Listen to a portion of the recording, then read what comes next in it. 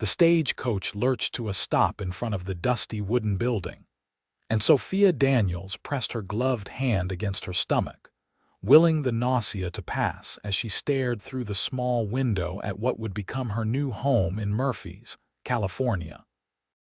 It was late spring of 1869, and the small mining town looked nothing like the letters had described. Harrison Sullivan had written about a thriving community with promising opportunities. But what Sophia saw through the grimy glass was a collection of weathered buildings, muddy streets, and rough-looking men who stared at the stagecoach with open curiosity. She clutched her worn carpetbag tighter, second-guessing every decision that had brought her here from Philadelphia. Her sister's death 6 months ago had left her alone in the world, working in a textile factory for barely enough to afford a room in a boarding house where rats outnumbered the residents. The advertisement for a mail-order bride had seemed like an escape, a chance at something better. Harrison's letters had been kind, gentle even, speaking of his ranch outside of town, his desire for companionship, and his promise to provide a good home. But now, as the driver opened the door and extended his weathered hand to help her down, doubt flooded through her like ice water. What did she really know about this man? A handful of letters, a photograph that could have been anyone, and promises that might dissolve like morning mist once she stepped off this coach. She had given up everything for a stranger's word, and the reality of that decision hit her with crushing weight. "Miss Daniels." A deep voice cut through her spiraling thoughts. She turned to see a tall man with sun-bronzed skin and dark hair that curled slightly at his collar. He held his hat in his hands, revealing kind brown eyes that crinkled at the corners. He wore clean denim trousers, a blue cotton shirt, and boots that had seen hard work but were well maintained. This was Harrison Sullivan, she realized, and he looked even better than his photograph, which only made her more suspicious. "Mr. Sullivan," she said, her voice steadier than she felt. She accepted the driver's hand and stepped down onto the wooden sidewalk, her traveling dress dusty from the long journey.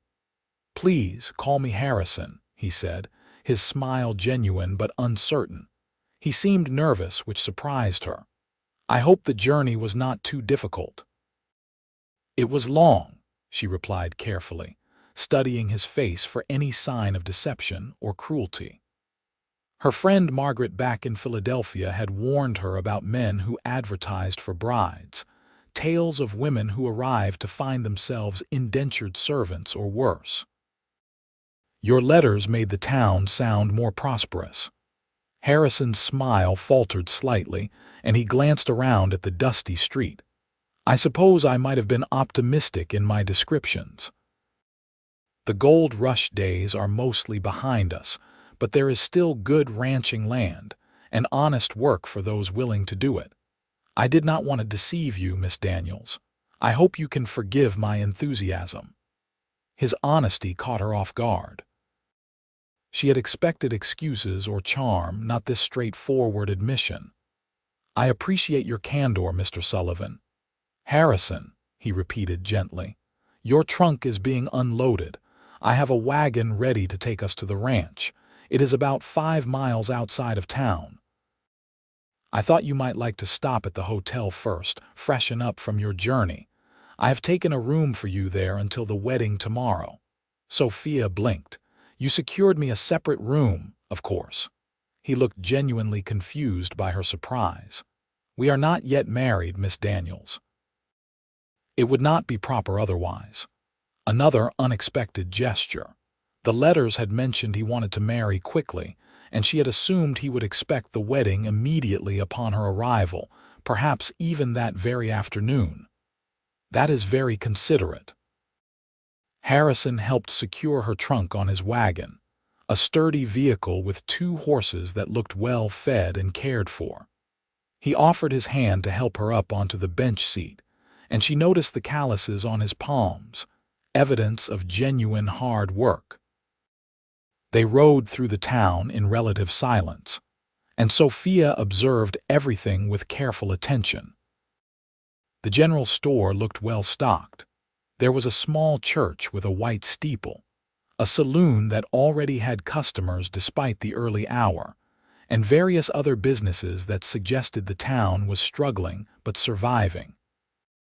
The hotel was modest but clean, and true to his word, Harrison had arranged for a room under her name.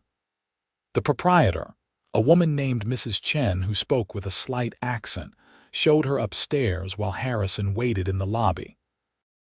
The room was simple with a bed, a washstand, and a window that overlooked the main street, but it was private and far nicer than anywhere Sophia had stayed in months. When she returned downstairs, Harrison stood immediately, hat still in his hands. "Would you like to see the ranch today, or would you prefer to rest?" "I would like to see it," Sophia said. She needed to know what she was agreeing to, what her life would become. The doubt still gnawed at her, whispering that this was all too good to be true, that no decent man needed to send away for a bride. The ride to the ranch took them along a winding road that climbed into the foothills. The landscape was beautiful in a wild, untamed way, with rolling grasslands dotted with oak trees and distant mountains still capped with snow.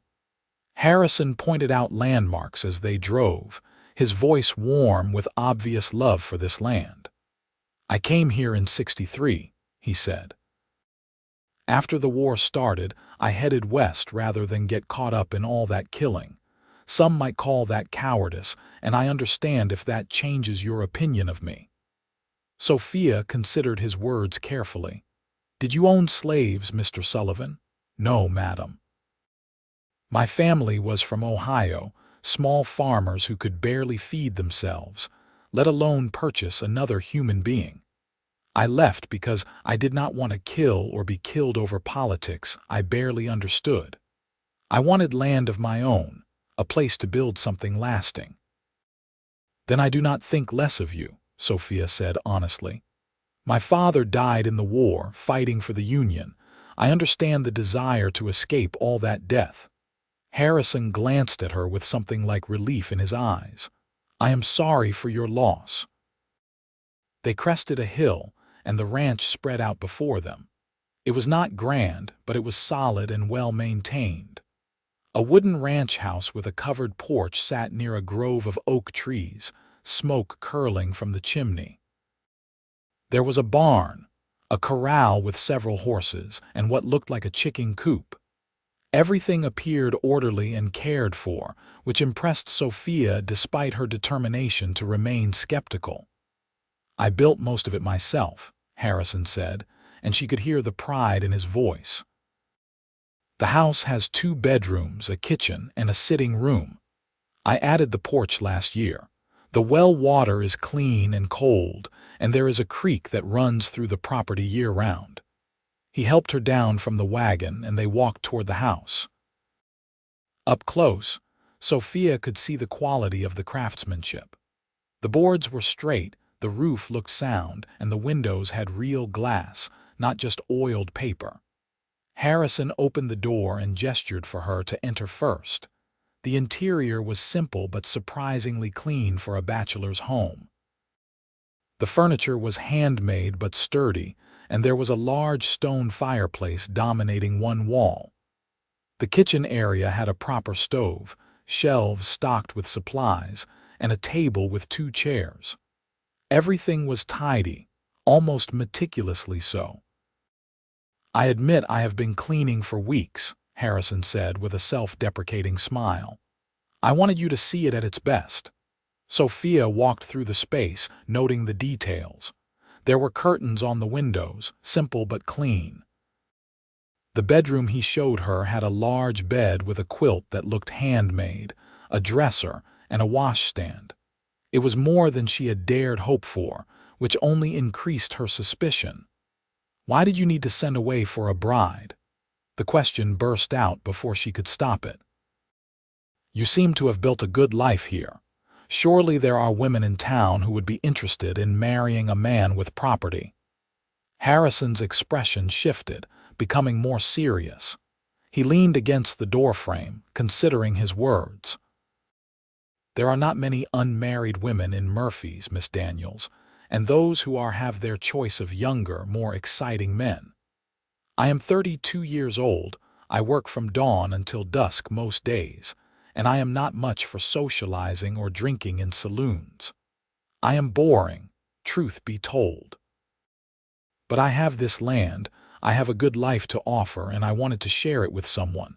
I wanted a partner, someone to build a future with. The advertisement seemed like the best way to find a woman who wanted the same things I do. Stability, honesty, a quiet life. His words rang true, and Sophia felt her carefully constructed walls of doubt crack slightly. And what exactly do you expect from me? What are my duties to be? I expect you to be my wife, Harrison said simply. I would like your companionship, someone to share meals with, to talk with at the end of the day.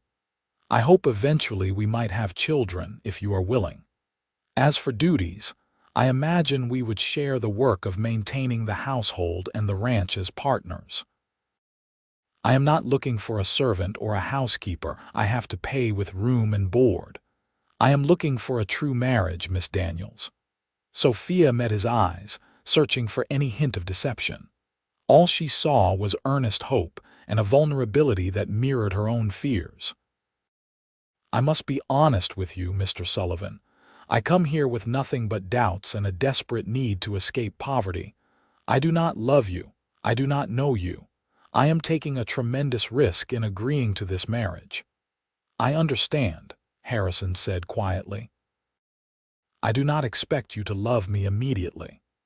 Love is something that grows over time, or so I believe. I only ask that you give this a fair chance. Give me a fair chance to prove that I meant everything I wrote in those letters. I will spend every day showing you that you made the right decision in coming here. The sincerity in his voice made Sophia's throat tighten with unexpected emotion. She had been alone for so long, surviving on stubbornness and fear, that kindness felt almost foreign. I am afraid, she admitted quietly. I am afraid you will turn out to be different from the man in the letters. I am afraid I will be trapped in a life worse than the one I left. Harrison nodded slowly. Fear is reasonable given the circumstances. All I can tell you is that I am exactly who I claimed to be in those letters. Nothing more, nothing less. Just a man who works hard, treats his animals well, pays his debts, and wants someone to share his life with. Tomorrow, if you still want to go through with the wedding, I will make you a promise in front of the pastor and anyone else who cares to attend. I will promise to treat you with respect, to provide for you, and to be faithful. Those are not empty words to me, Miss Daniels. They are a vow I intend to keep. They stood in the bedroom of his ranch house, the late afternoon light filtering through the curtains, and Sophia felt the weight of the decision pressing down on her.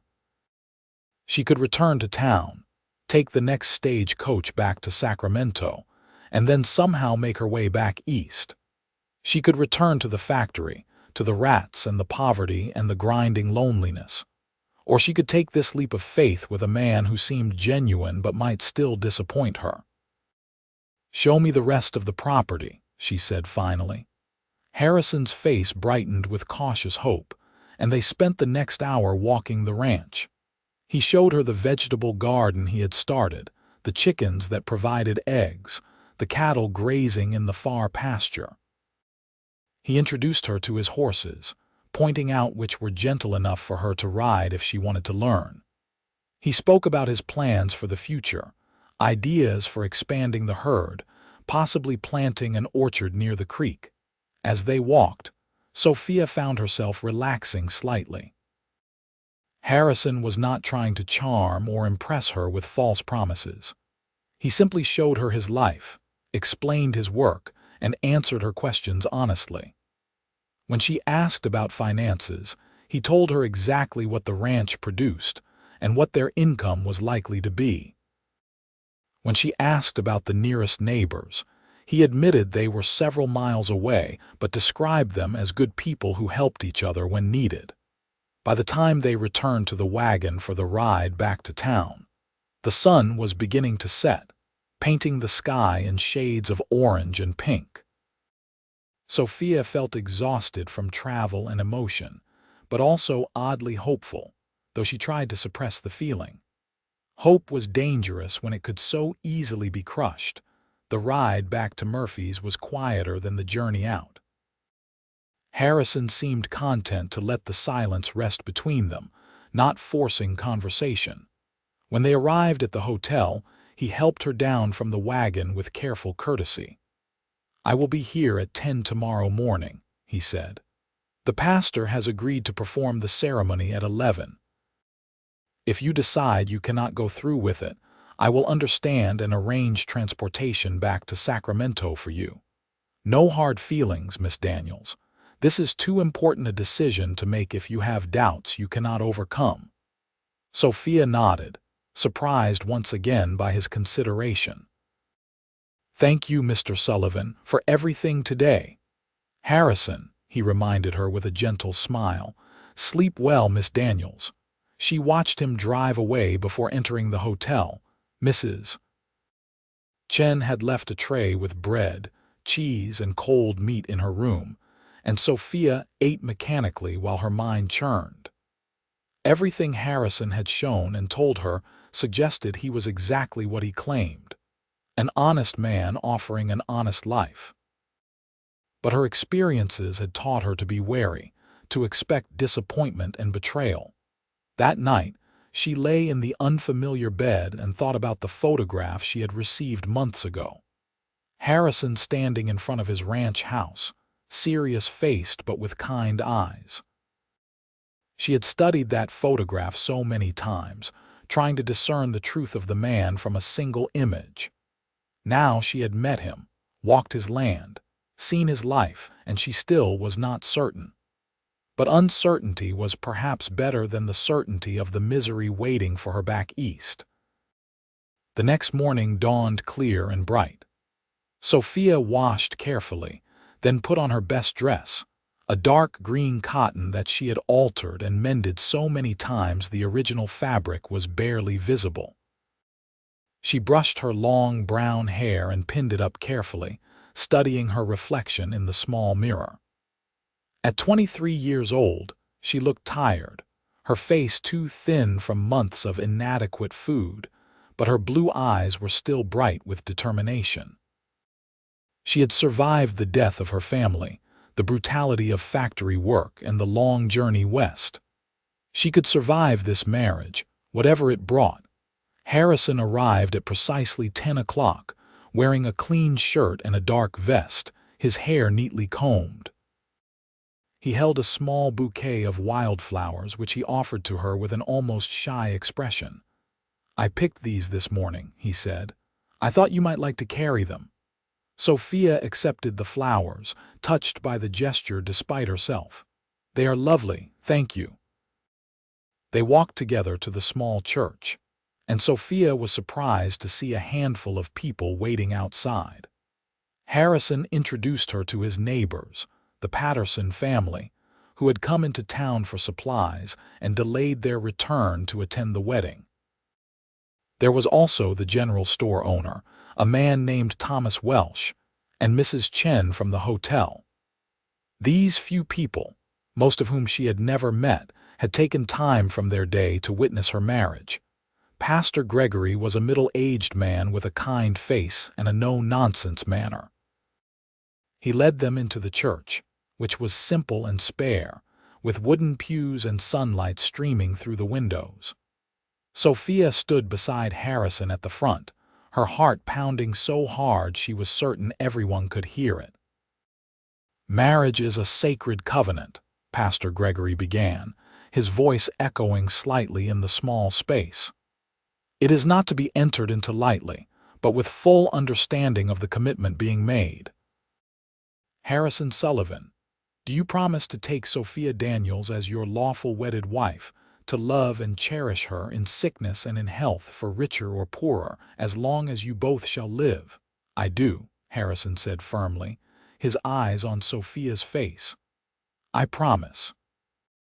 "Sophia Daniels, do you promise to take Harrison Sullivan as your lawful wedded husband, to love and cherish him in sickness and in health, for richer or poorer, as long as you both shall live?" This was the moment. The final decision. Sophia looked at Harrison, at his honest face and hopeful eyes, and thought about everything he had shown and told her. She thought about his careful consideration in getting her a separate room, his frank admission about the town's struggles, his promise to prove himself every day. She thought about the alternative, returning to Philadelphia alone and defeated. "I do," she said, her voice clear despite her nervousness. "I promise." Pastor Gregory smiled. "Then, by the power vested in me, I pronounce you husband and wife. Harrison, you may kiss your bride." Harrison leaned forward slowly, giving Sophia time to pull away if she wanted. She held still, and his lips brushed hers gently, a chaste kiss that lasted only a moment but sealed their union. When he pulled back, his eyes were warm with emotion. "Thank you," he whispered, so quietly only she could hear. "I will not let you regret this." The small gathering clapped politely, and Sophia felt dazed as people came forward to congratulate them. Mrs. Patterson, a sturdy woman with sun-weathered skin and a friendly smile, squeezed Sophia's hand. "Welcome to the valley," she said warmly. "You have married a good man. Harrison helped us through a difficult winter 2 years ago when our well went dry, shared his water without asking for anything in return. You will do well with him." The words helped ease some of Sophia's anxiety. Independent confirmation of Harrison's character meant more than his own assurances ever could. After the brief ceremony, Harrison took her to the general store where he insisted she pick out fabric for new dresses, practical items for the household, and anything else she needed. Sophia, accustomed to counting every penny and denying herself even small luxuries, found it difficult to accept his generosity. "I have savings," Harrison explained when she protested the expense. "I have been living simply and putting aside money for years. Please, Sophia, let me do this." "You came here with almost nothing. You deserve to have proper supplies." They loaded the wagon with their purchases and then began the journey back to the ranch. Back to what was now her home, Sophia realized with a flutter of anxiety. Mrs. Sullivan. She was married, bound legally and spiritually to this man she barely knew. The weight of it settled over her like a heavy blanket. As if sensing her tension, Harrison spoke gently as they rode. "I want you to know that I meant what I said in my letters. I will not force my attentions on you. We can take time to get to know each other properly before we become truly husband and wife in every sense. The second bedroom is available if you would prefer your own space for now." Sophia turned to stare at him in surprise. She had assumed, as most women in her position would, that the marriage would be consummated immediately. It was his legal right as her husband, after all. "You would be willing to wait." "I am willing to do whatever makes you comfortable," Harrison said simply. "I want a true marriage eventually, yes, but I want it to be something we both want, not just an obligation you endure. You are my wife now, Sophia, and I want you to be happy here. That is more important to me than asserting my rights as your husband." His words should have reassured her, but instead they made her more suspicious. No man she had ever known would willingly delay the consummation of his marriage. "Why?" she asked bluntly. "Why would you be so patient? What is the real reason?" Harrison was quiet for a moment, his hands steady on the reins. "My mother loved my father," he said finally. "I remember watching them together when I was young. The way they looked at each other, the way they worked together, laughed together. That is what I want, Sophia." Not a wife who submits to me out of duty or fear, but a true partner who wants to be with me. I know I cannot force that kind of feeling. It has to grow naturally, if it is going to grow at all." Sophia felt something in her chest crack open slightly at his words. "Your parents are gone." "My mother died of fever when I was 15. My father followed her 2 years later. Some said it was a weak heart, but I think he was just broken without her." Harrison glanced at Sophia with a sad smile. "That is the kind of love I want, the kind worth dying for when it is gone." "I know that probably sounds foolish to you." "No," Sophia said softly. "It sounds beautiful. Unlikely, perhaps, but beautiful." They arrived at the ranch in the early afternoon. Harrison carried her trunk into the house while Sophia looked around with new eyes. This was her home now. These walls, this land, this life. The reality of it was overwhelming. Harrison set the trunk in the main bedroom, then turned to face her. "Which room would you prefer?" he asked. "If you want the main bedroom, I will take the smaller one, whatever you are most comfortable with." Sophia considered the question carefully.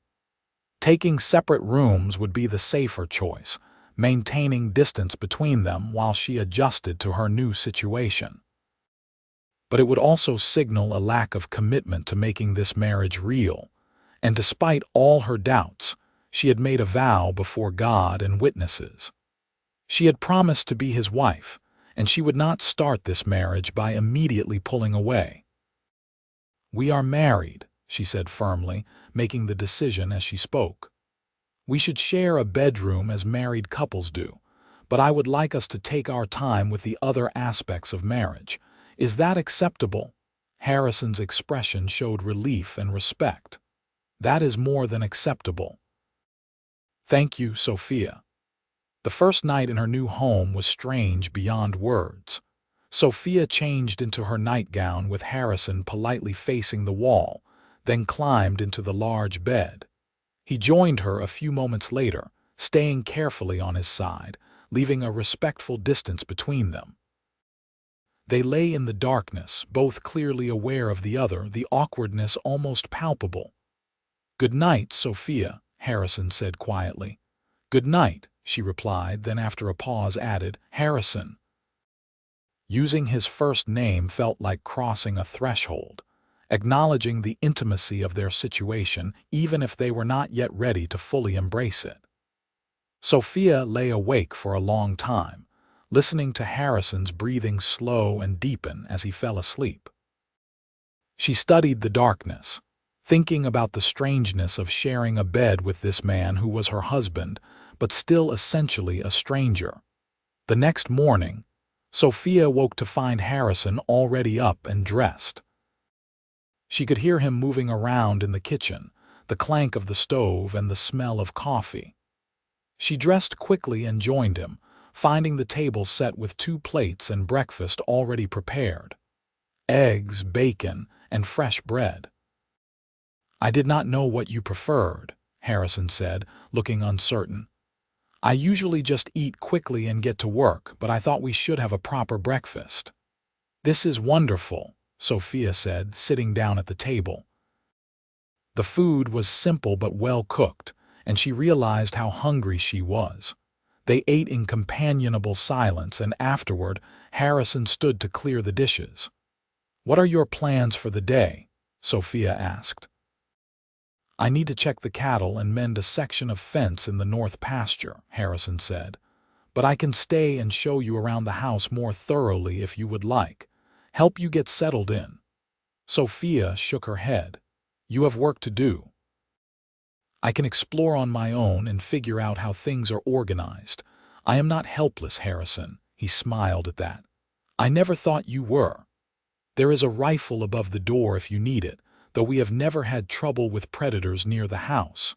I should be back by early afternoon." After he left, Sophia spent the morning exploring her new home in earnest. She went through the kitchen, familiarizing herself with the supplies and how Harrison had organized everything. She found the root cellar stocked with potatoes, onions, and preserved goods. The chicken coop needed cleaning, so she did that, collecting eggs in the process. She found the vegetable garden Harrison had mentioned, already showing green shoots of various plants. As she worked, Sophia felt some of her tension ease. Physical labor had always helped her think clearly, and there was something satisfying about caring for this place that was now hers. She could see evidence of Harrison's hard work everywhere she looked, from the neatly stacked firewood to the well-maintained tools in the barn. This was a place built with care and attention, and that spoke well of the man who built it. Harrison returned in the afternoon as promised, dusty and tired from his work. He washed at the pump outside before coming in, and Sophia had food ready, a simple meal made from the supplies she had found. They ate together, and Harrison told her about his day, the fence that had needed more work than expected, the calf that was showing signs of illness but seemed to be improving. "How was your day?" he asked, and Sophia could tell he genuinely wanted to know. "Productive," she said. "I cleaned the chicken coop and explored the house. Your organization is very practical." "Feel free to change anything you want," Harrison said immediately. "This is your home now too, Sophia. I want you to make it comfortable for yourself." Over the following days, they settled into a routine. Harrison worked the ranch from dawn until afternoon, then returned to help Sophia with the heavier household tasks. They cooked meals together, talking more easily as the initial awkwardness faded. Harrison proved to be exactly what he had claimed, a steady, reliable man who kept his word. When he said he would be back by a certain time, he was. When he promised to help with something, he followed through. But Sophia still held part of herself back, waiting for the other shoe to drop, for the real Harrison to emerge from beneath this considerate facade. She had been disappointed too many times to trust so easily. A week after their wedding, a spring storm rolled through the valley. Thunder shook the house and rain pounded the roof while lightning illuminated the bedroom in brilliant flashes. Sophia, who had never been fond of storms, lay rigidly in the bed trying not to show her fear. Harrison, apparently a light sleeper, noticed her tension. "Are you all right?" he asked quietly. "I am fine," Sophia said, jumping slightly as another crash of thunder rattled the windows. "You are afraid of storms." It was a statement, not a question. Sophia wanted to deny it to maintain her facade of strength and independence, but there seemed little point when she flinched at every sound. "I was caught in a terrible storm as a child. A tree fell on our neighbor's house, killed his daughter. I have been uneasy during storms ever since." Harrison was quiet for a moment, then carefully telegraphing his movements, he moved closer to her. "May I hold you? Sometimes it helps to not face fears alone." Sophia hesitated, then nodded. She felt his arm slide around her waist, drawing her back against his chest. He was warm and solid, and she could feel his steady heartbeat against her back. Gradually, the tension in her body eased, the storm becoming less terrifying with another person close. They did not speak, just lay together in the darkness, and Sophia felt something shift between them, a small step toward real intimacy. The storm passed, but they remained close the rest of the night. When Sophia woke the next morning, Harrison was already up, but she could still feel the phantom warmth of his body against hers. The memory made her feel confused and vulnerable in ways she had not expected. That afternoon, Mrs. Patterson and her daughter Emma came to visit. Emma was 19 years old, bright-eyed and friendly, and clearly curious about the new bride. They brought fresh bread and preserves as a welcome gift, and Sophia invited them in for tea. "We wanted to see how you were settling in," Mrs. Patterson said as they sat around the kitchen table. "I remember how strange it was when I first came to this valley, everything so different from what I had known." "Where did you come from?" Sophia asked. "Missouri originally. We came west in '58 looking for a fresh start.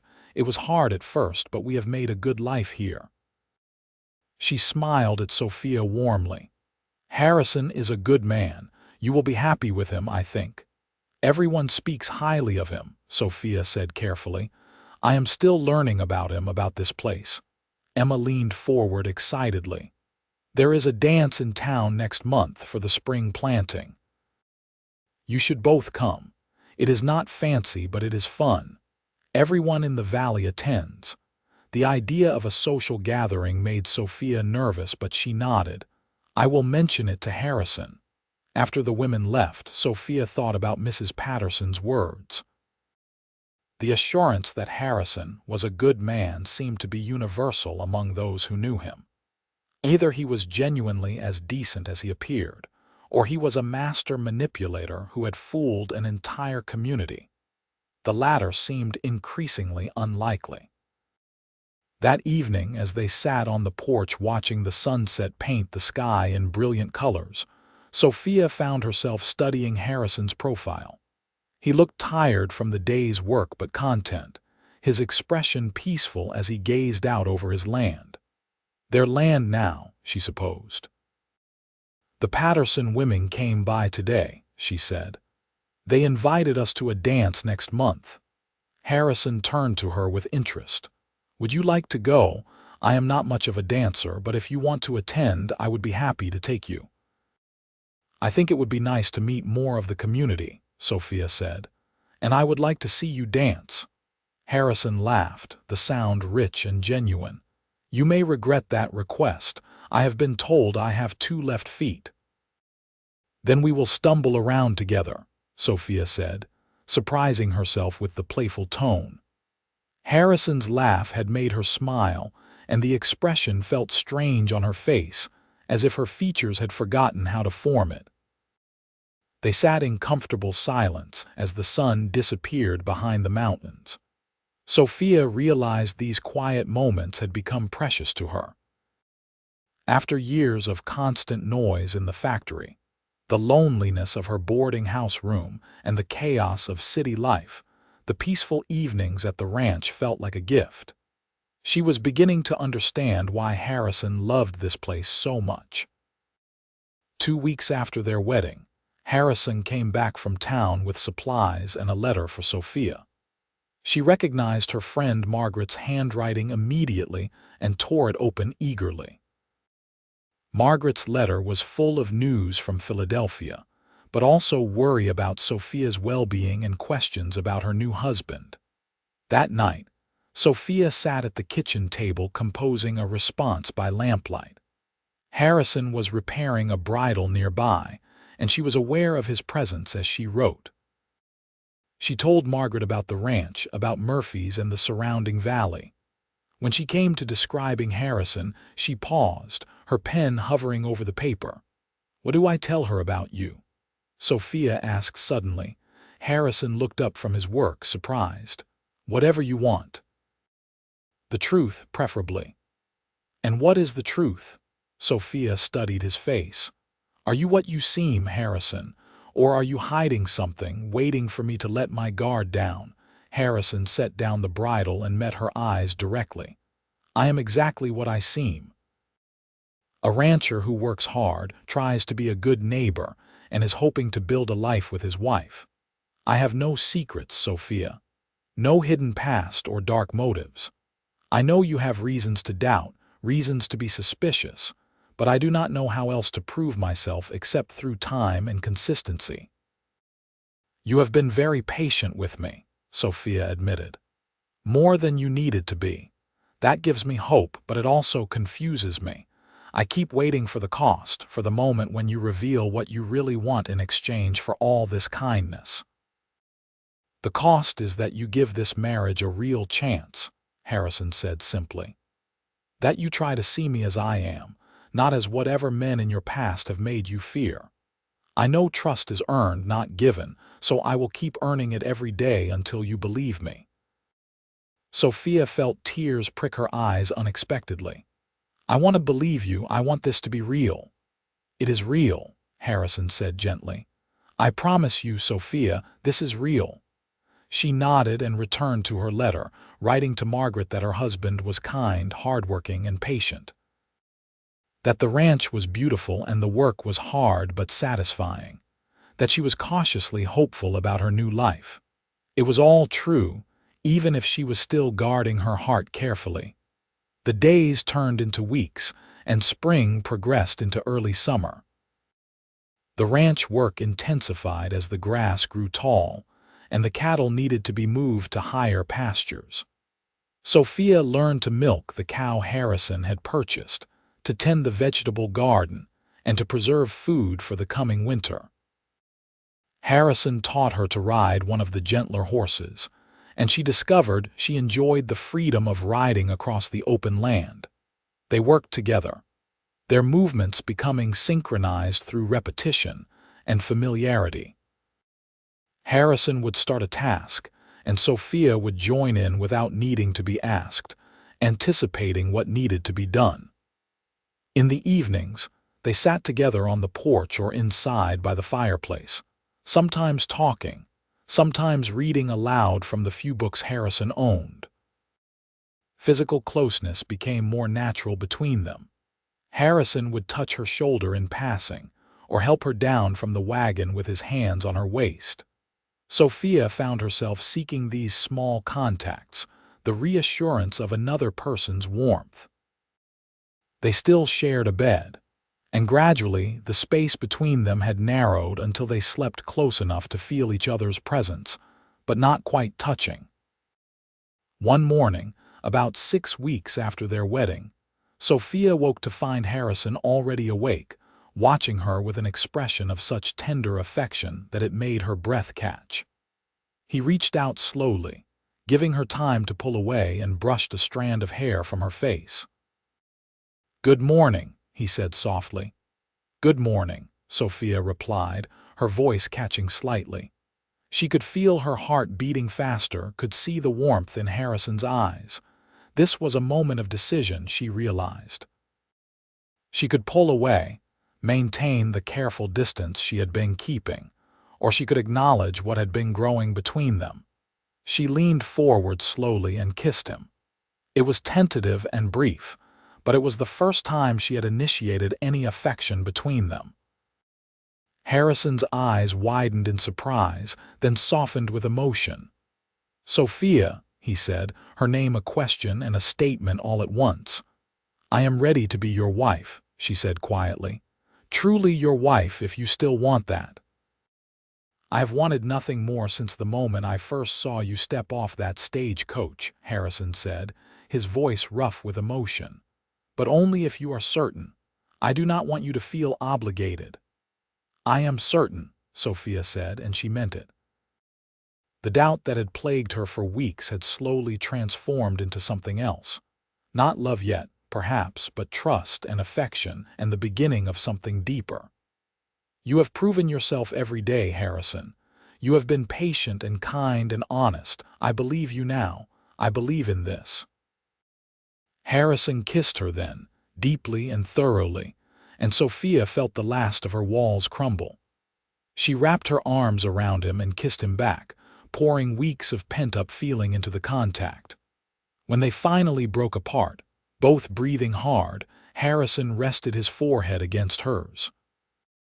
"I am falling in love with you," he said quietly. "I think I have been since you first looked at me with those suspicious eyes and demanded to know my real intentions." Sophia laughed, the sound surprised out of her. "I was terribly suspicious, was I not?" "You had every right to be," Harrison said. "But you gave me a chance anyway, and I will be grateful for that for the rest of my life." They made love that morning with the sunlight streaming through the windows, slowly and tenderly, learning each other's bodies with patience and care. Afterward, Sophia lay in Harrison's arms and felt truly safe for the first time in years. The last of her doubts had burned away in the warmth of his embrace, replaced by a growing certainty that she had made the right choice in coming to California, in marrying this man who had proven himself worthy of her trust. From that day forward, Their relationship deepened and strengthened.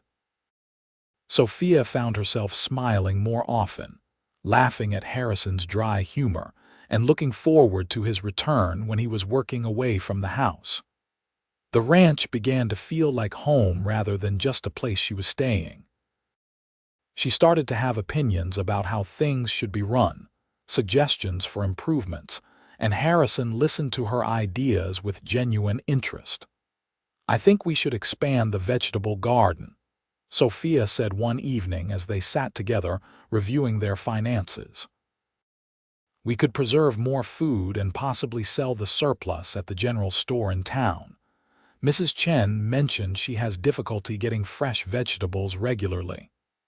"That is an excellent idea," Harrison said, making a note on the paper. "The soil near the creek would be perfect for it. We could irrigate easily from there." Working together on these plans made Sophia feel valued and respected in a way she had never experienced before. Harrison truly saw her as a partner, not just a wife. He asked her opinion on ranch decisions, taught her about the cattle and horses, and encouraged her to pursue projects she was interested in.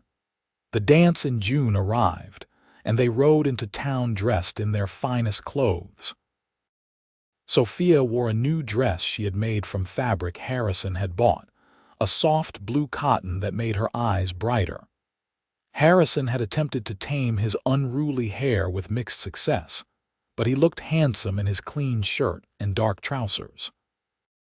The dance was held in the largest building in town, a warehouse that had been cleared and decorated for the occasion. Lanterns hung from the rafters, and a small group of musicians played fiddle, guitar, and harmonica. The entire community seemed to be in attendance, from young children running between the adults to elderly couples swaying to the music. Harrison introduced Sophia to dozens of people, and she tried to remember all the names and faces. Everyone was friendly and welcoming, and several women made a point of telling Sophia how happy they were that Harrison had finally found himself a wife. "He has been alone too long," one woman said. "It is good to see him smiling again." When the dancing started, Harrison proved his warning about his dancing skills had been accurate. He was enthusiastic but clumsy, stepping on Sophia's feet more than once. But he laughed at his own mistakes and held her close, and Sophia found she did not care about his lack of grace. She was too busy enjoying herself, the music and movement, and the feeling of being part of this community. During a break in the music, Emma Patterson dragged Sophia over to meet the other younger women in the valley. They peppered her with questions about Philadelphia and city life, and Sophia found herself describing a world that already felt distant and unreal. Had she really lived in those crowded streets, worked in that noisy factory, struggled for every meal? This life, with its open spaces and clean air and honest work, felt more real than anything she had experienced before. As they rode home that night under a sky full of stars, Sophia leaned against Harrison's shoulder, tired and content. "Thank you for bringing me tonight. I had a wonderful time." "I am glad," Harrison said, wrapping his arm around her. "I like seeing you happy. You smile more now than you did when you first arrived." "I am more now than I was when I first arrived," Sophia said thoughtfully. "I think I was barely surviving before, just going through the motions. Here I feel alive again." Harrison kissed the top of her head.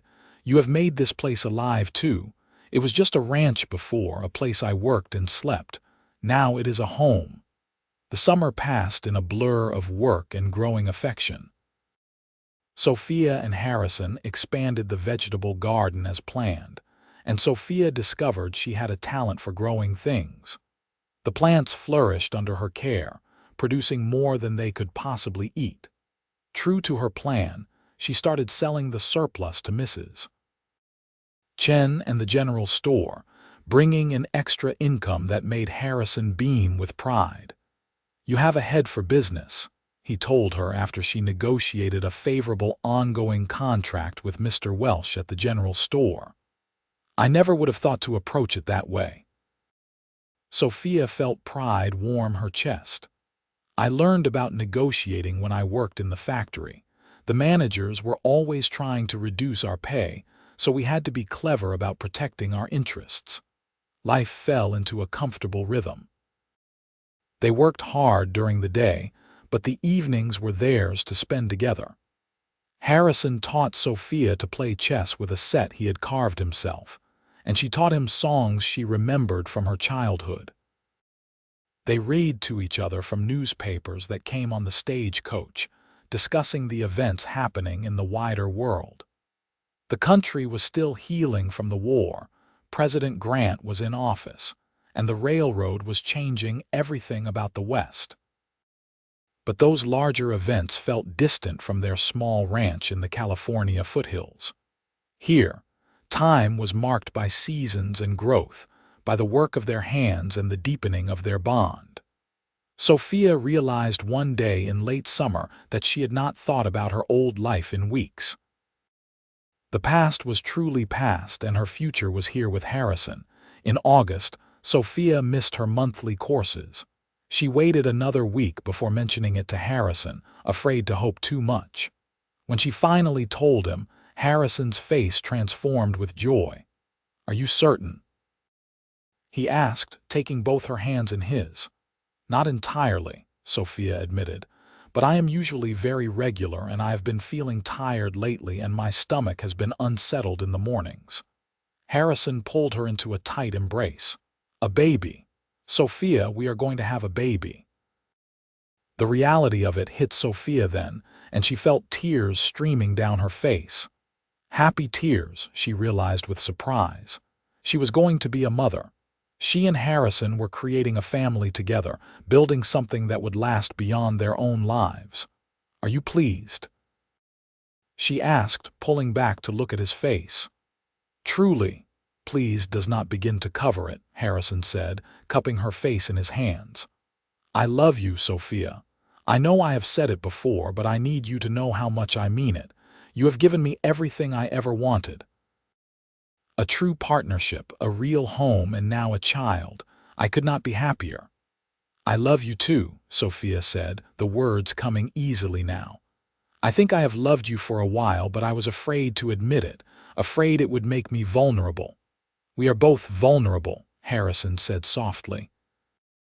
"That is what love is, I think. Choosing to give someone the power to hurt you and trusting they never will." The pregnancy progressed through the fall and into winter. Sophia's body changed, her belly swelling with their growing child. Harrison was attentive to the point of being overprotective, trying to take over her chores and insisting she rest more. Sophia had to firmly remind him that she was pregnant, not ill, and perfectly capable of continuing her normal work with some adjustments, Mrs. Patterson came to visit regularly, bringing advice and hand-me-down baby clothes from when her children were small.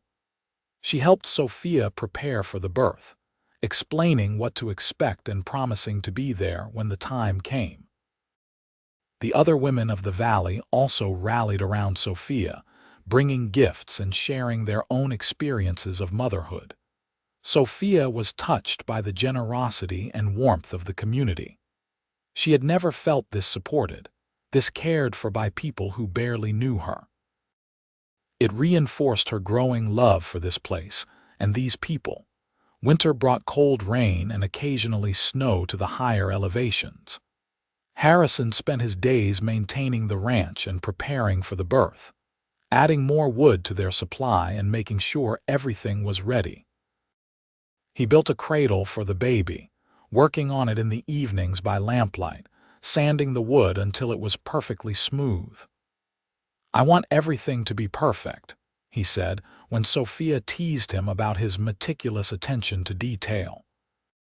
"It will be perfect because we will love this child," Sophia said, running her hand over the beautiful cradle. "But I appreciate the care you are taking." In late February of 1870, Sophia went into labor. Harrison rode immediately to fetch Mrs. Patterson while Sophia tried to stay calm through the contractions. Mrs. Patterson arrived quickly, bringing her daughter Emma and another woman named Ruth, who had experience with difficult births. The labor was long and painful, lasting through the night and into the next morning. Harrison paced outside the bedroom, helpless and worried sick. Every cry from Sophia tore at him, and he prayed harder than he ever had in his life for both wife and child to survive. Finally, as the sun rose on a cold February morning, a baby's cry pierced the air. Harrison froze, holding his breath until Mrs. Patterson opened the door with a tired smile. "You have a son," she said. "Both mother and baby are healthy." Harrison rushed into the bedroom to find Sophia propped up against pillows, exhausted but radiant, holding a tiny bundle wrapped in soft blankets. She looked up at him with tears streaming down her face, and Harrison felt his own eyes burning. "Come meet your son," Sophia said softly. Harrison approached carefully, as if the moment was too precious to disturb. He looked down at the small, red face of his child, at the tiny fingers curled into fists, and felt his heart expand in ways he had not known were possible. "He is perfect," Harrison whispered. "You are amazing." "Thank you, Sophia. Thank you for this gift." They named him Henry, after Sophia's father. Henry Sullivan made his presence known immediately, with a powerful set of lungs and definite opinions about when he wanted to eat and sleep. Sophia recovered from the birth slowly, and Harrison did everything he could to help, taking over household tasks and caring for Sophia so she could focus on feeding the baby. The first weeks were exhausting and wonderful. Neither of them slept much, but they were too happy to care. Harrison would watch Sophia nursing their son, and his chest would tighten with overwhelming love for his little family. This was everything he had dreamed of when he had placed that advertisement for a mail-order bride. As Henry grew from a tiny newborn into a plump, alert infant, Sophia marveled at how much her life had changed. 2 years ago, she had been alone in Philadelphia, working herself into exhaustion just to survive. Now she had a husband who loved her, a beautiful baby, and a home that felt safe and welcoming. The transformation seemed almost magical. Spring returned to the valley, and life on the ranch resumed its rhythm, now with the addition of Henry's needs woven throughout. Sophia wore the baby in a sling while working in the garden, talking to him as she tended the plants.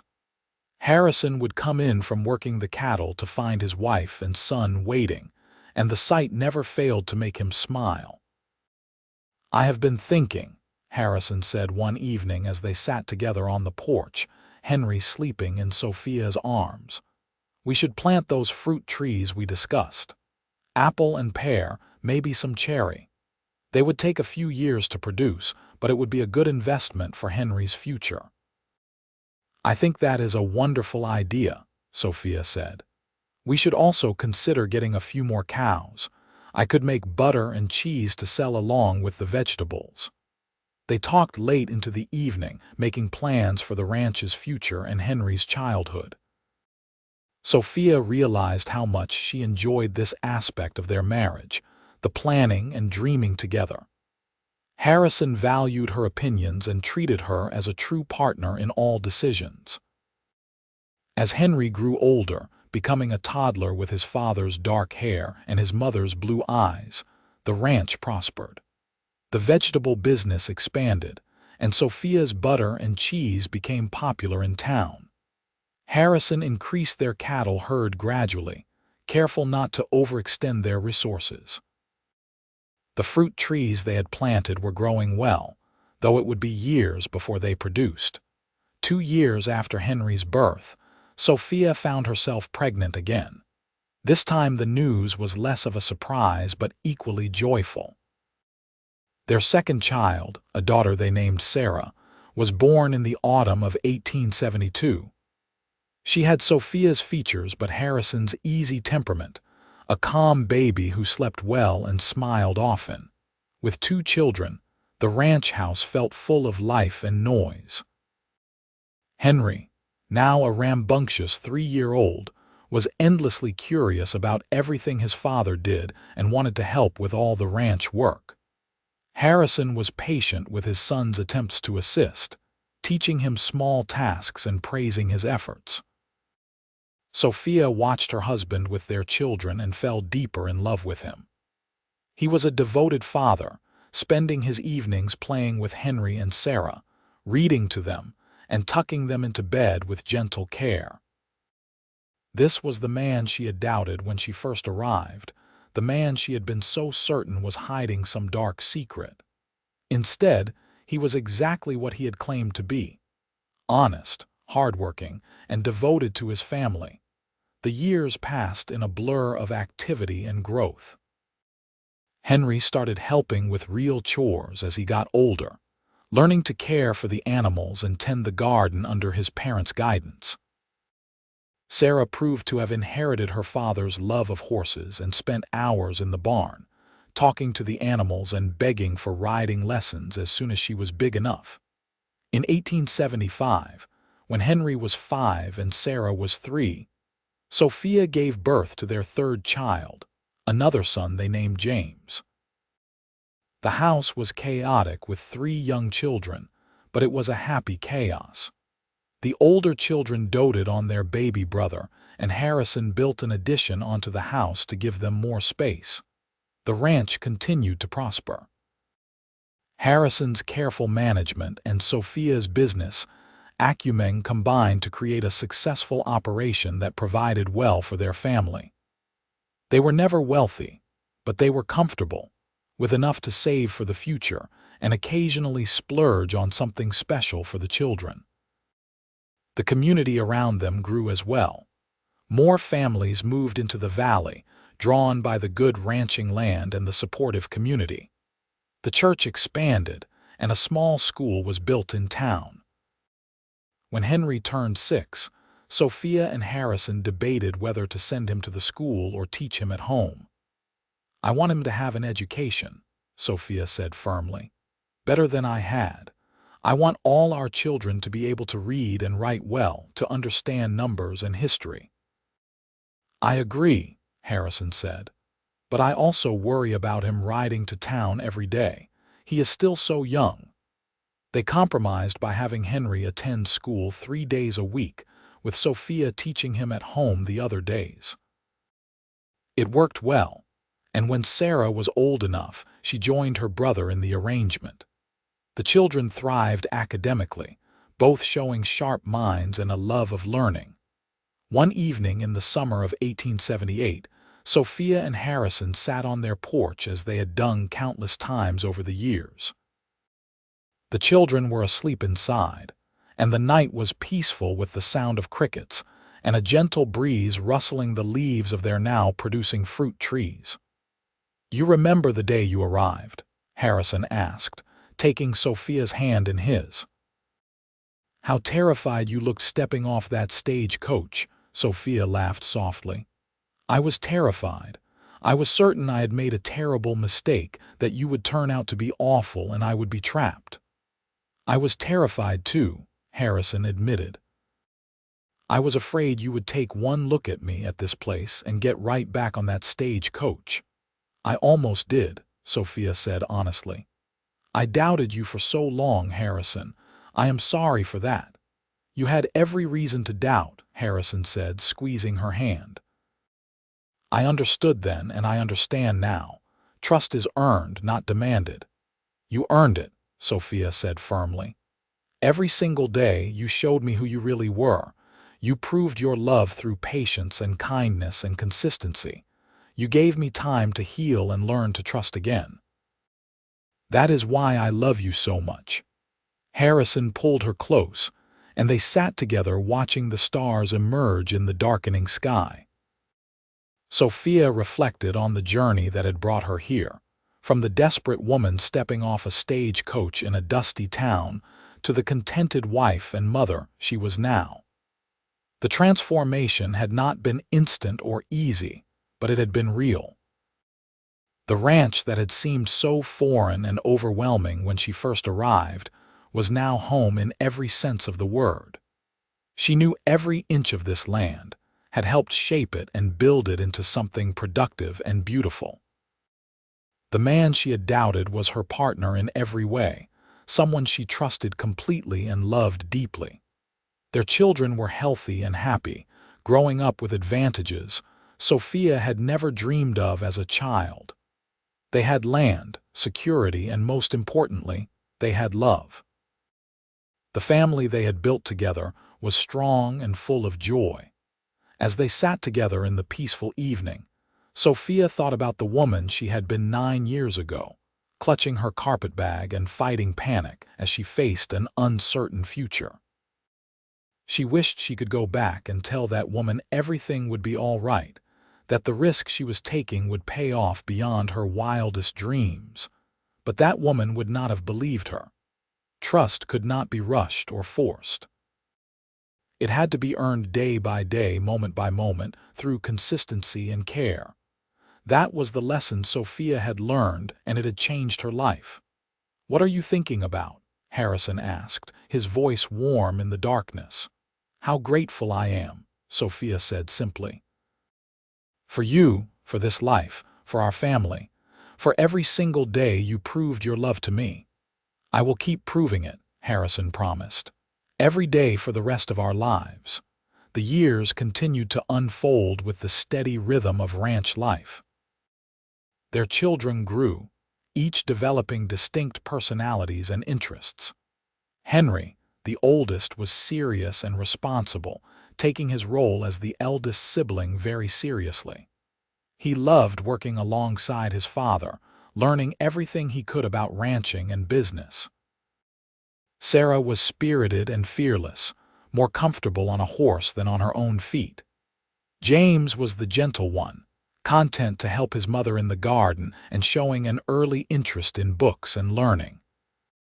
In 1882, Sophia discovered she was pregnant for the fourth time, a surprise as she was now 36 years old and had assumed her childbearing years were behind her. The pregnancy was more difficult than her previous ones, and Harrison worried constantly, hovering over her with protective concern. Their fourth child, a daughter they named Lucy, was born healthy and strong in early 1883. She had bright red hair that neither parent could account for, until Sophia remembered her grandmother had been a redhead. Lucy's arrival brought new energy to the household, and her older siblings doted on their baby sister with enthusiastic devotion. The ranch had grown significantly over the years. What had started as Harrison's modest cattle operation was now a substantial enterprise.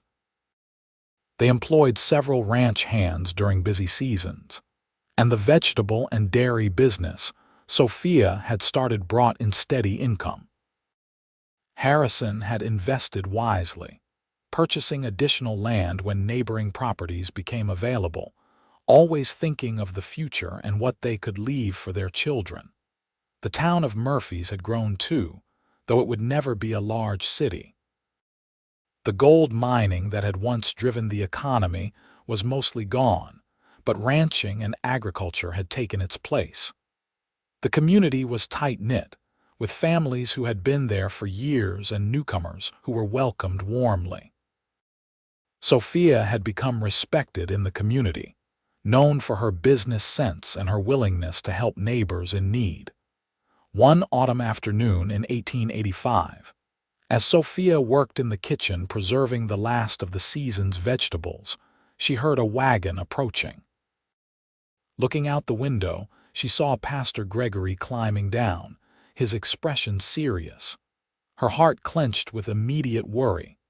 Visits from the pastor rarely brought good news. Harrison came in from the barn, and they met Pastor Gregory on the porch. The older man's face was grave as he removed his hat. "I am sorry to bring sad news," he said. "Thomas Welsh passed away last night." Hart gave out suddenly, His son is trying to decide what to do about the general store. Sophia felt tears prick her eyes. Mr. Welsh had been one of the first people she had met in Murphy's, always kind and fair in his business dealings. That is terrible news. Does he have family? Just his son, who lives in Sacramento, Pastor Gregory said. The boy is not interested in running the store. He is talking about selling it.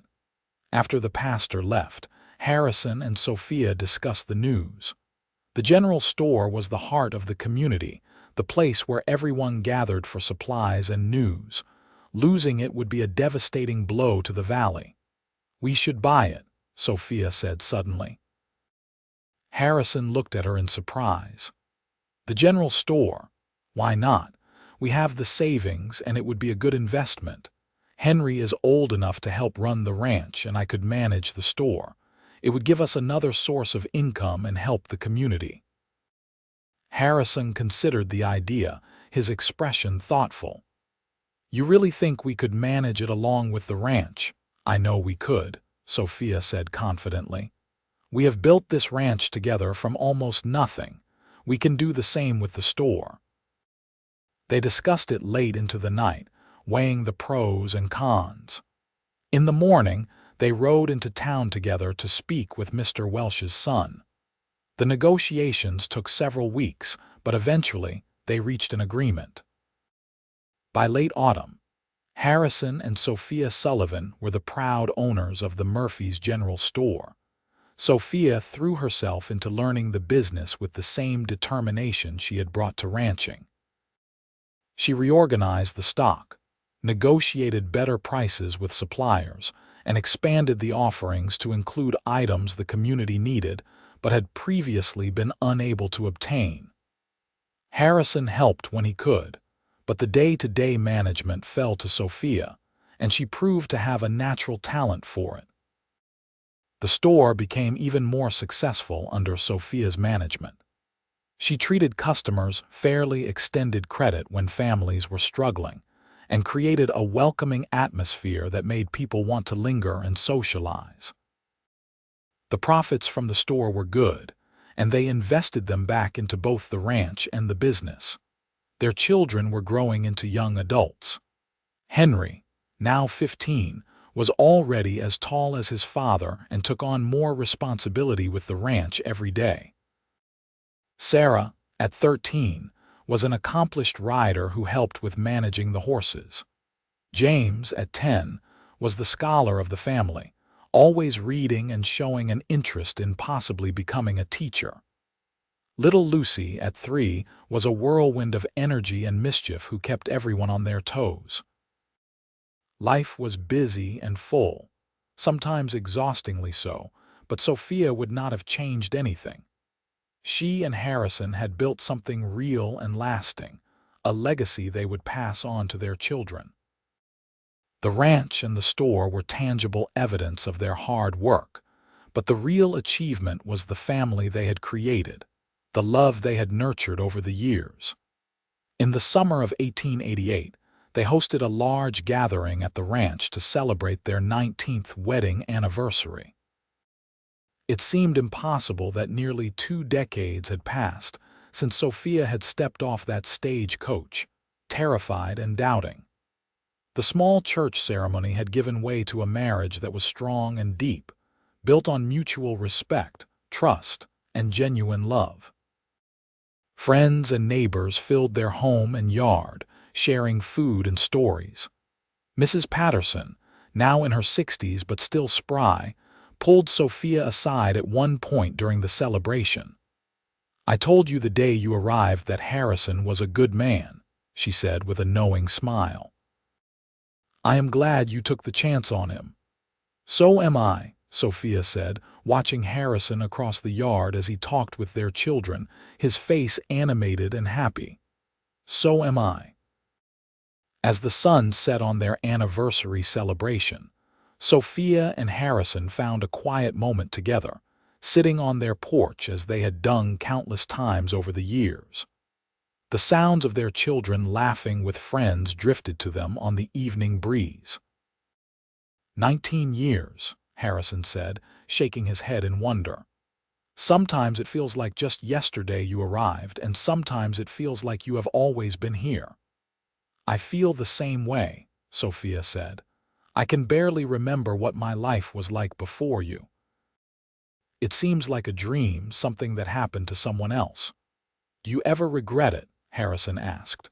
Coming here, marrying a stranger, taking such a risk. Not for a single moment, Sophia said firmly.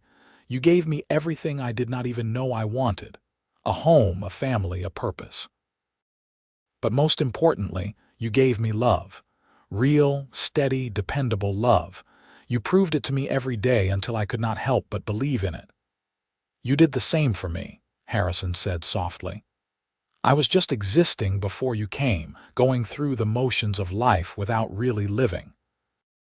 You brought joy and meaning to everything. You made this ranch into a home and gave me a family I treasure more than anything. They sat together as the stars emerged, comfortable in the silence and in each other's presence. After 19 years of marriage, they could communicate as much through silence as through words. They understood each other deeply, knew each other's moods and thoughts, and had weathered every challenge together. The years that followed brought both joys and sorrows, as all lives do. They lost neighbors and friends to illness and age, including Mrs. Patterson, whose passing left Sophia grieving for weeks. They celebrated weddings as their children grew older and began courting. They expanded their businesses and helped establish new enterprises in the growing community. Henry married a local girl named Rebecca when he was 22, and they built a house on the ranch property. Sophia became a grandmother for the first time in 1895 when Rebecca gave birth to a son. Holding her grandson for the first time, Sophia was overwhelmed with emotion, seeing the continuation of the family she and Harrison had created. Sarah proved as independent as they had always known she would be. She married a horse trader from Sacramento, and they moved to a larger town where she could pursue her passion for breeding and training horses. James fulfilled his early promise by becoming a teacher, taking a position at the school in Murphy's, and later marrying one of his fellow teachers. Lucy, their youngest, was the last to leave home, and her departure left Sophia feeling the empty nest more keenly than she had expected. But Lucy only moved to town where she helped manage the general store, so Sophia still saw her nearly every day. As the new century approached, Sophia and Harrison found themselves alone again, much as they had been in the early years of their marriage. But this time, they were not strangers learning each other.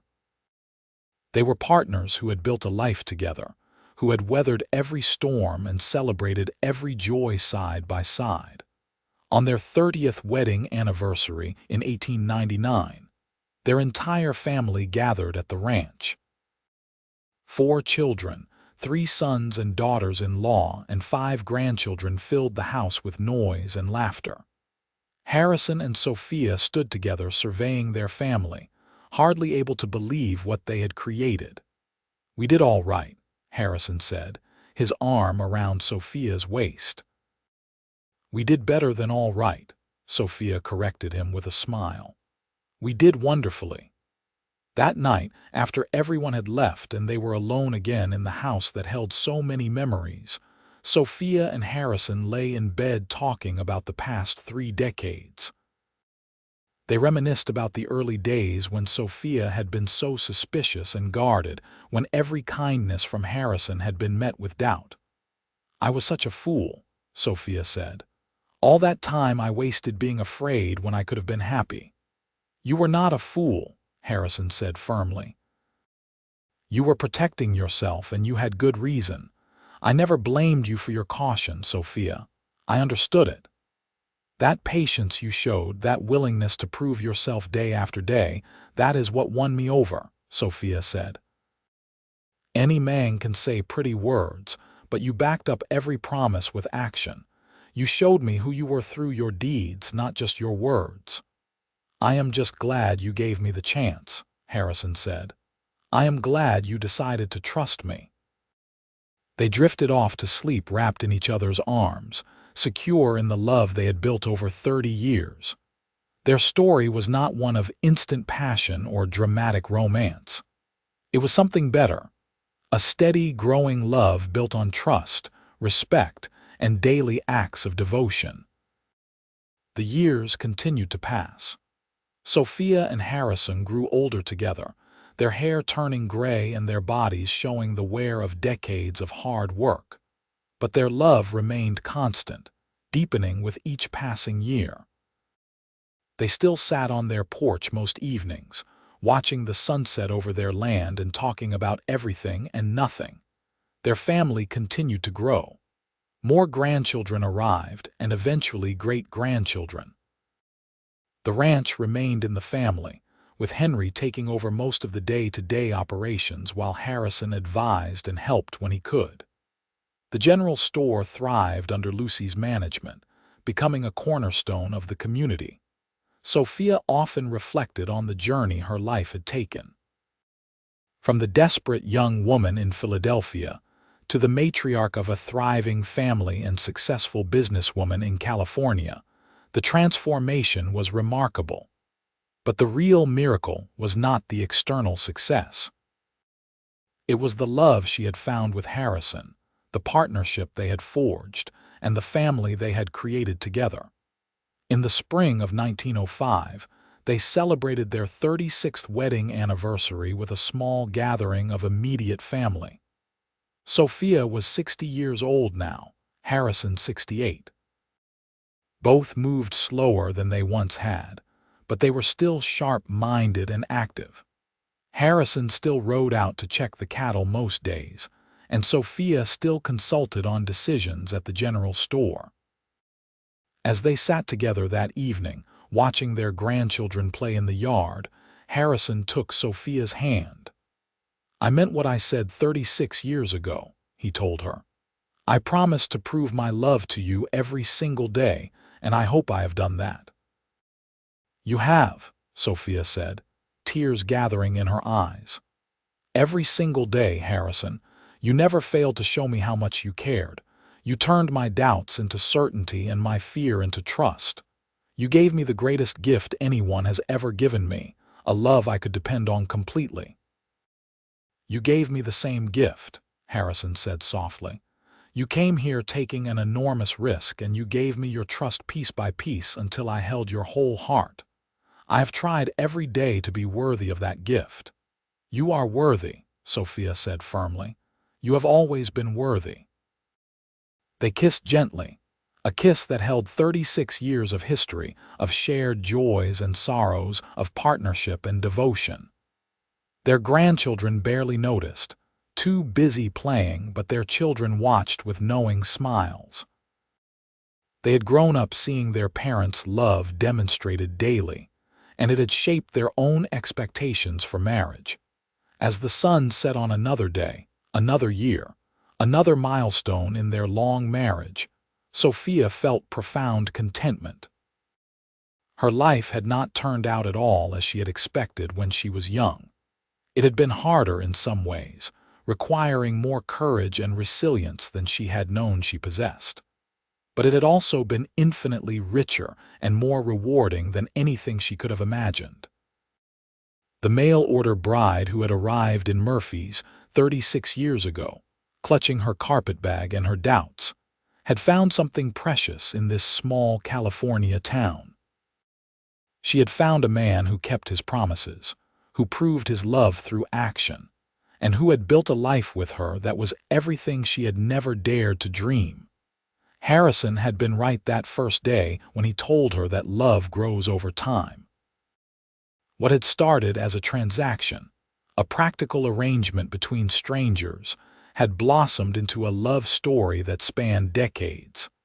It was not the dramatic romance of novels, but something better and more enduring. It was a love built on trust earned day by day, on respect demonstrated through actions, and on partnership forged through shared labor and shared dreams. As darkness fell and they headed inside their home, the house they had built together in every sense that mattered, Sophia looked back at Harrison and smiled. He smiled back, his eyes still warm with the same affection she had first seen so many years ago, when he had offered her a handful of wildflowers at their wedding. They had built something real and lasting. A ranch that prospered, a business that served their community, children who had grown into good people, and a love that had sustained them through everything life brought. The doubt that had consumed Sophia when she first arrived was long gone, replaced by absolute certainty in the man who walked beside her and the life they had created together. Their story was not over yet. They had years ahead of them still, more grandchildren to meet, more sunsets to watch together, more quiet moments on their porch sharing the comfortable silence of two people who knew each other completely. But whatever came next, they would face it together, as they had faced everything else. Harrison Sullivan had made a promise 36 years ago to prove his love every single day. He had kept that promise faithfully, and in doing so, he had given Sophia Daniels Sullivan the greatest gift imaginable. A love worth believing in, a home worth cherishing, and a life worth living. As they prepared for bed that night, moving through their familiar routine with the ease of long practice, Sophia reflected on the full circle her life had traveled. From desperation and doubt to security and trust, from loneliness to belonging, from fear to love. It had been a remarkable journey, and she was grateful for every step of it, even the difficult ones that had taught her to appreciate what she had found. She climbed into bed beside the man who had been her husband for 36 years, who had proven himself worthy of her trust again and again, who had loved her steadily and faithfully through everything. Harrison wrapped his arm around her, and she settled against his shoulder with a contented sigh. "I love you," she said softly into the darkness. "I love you too," Harrison replied, his voice warm and certain. "Always have, always will." And in that simple exchange, in those familiar words spoken in the darkness of their bedroom, was everything that mattered. Love earned through patience, trust built through consistency, and a partnership that had weathered every storm and emerged stronger. Sophia closed her eyes and drifted towards sleep, secure in the knowledge that she was exactly where she was meant to be, with exactly who she was meant to be with.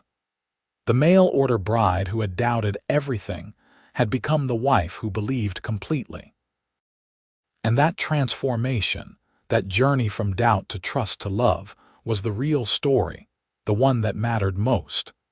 The cowboy had indeed proved his love every single day, and in doing so, he had changed everything.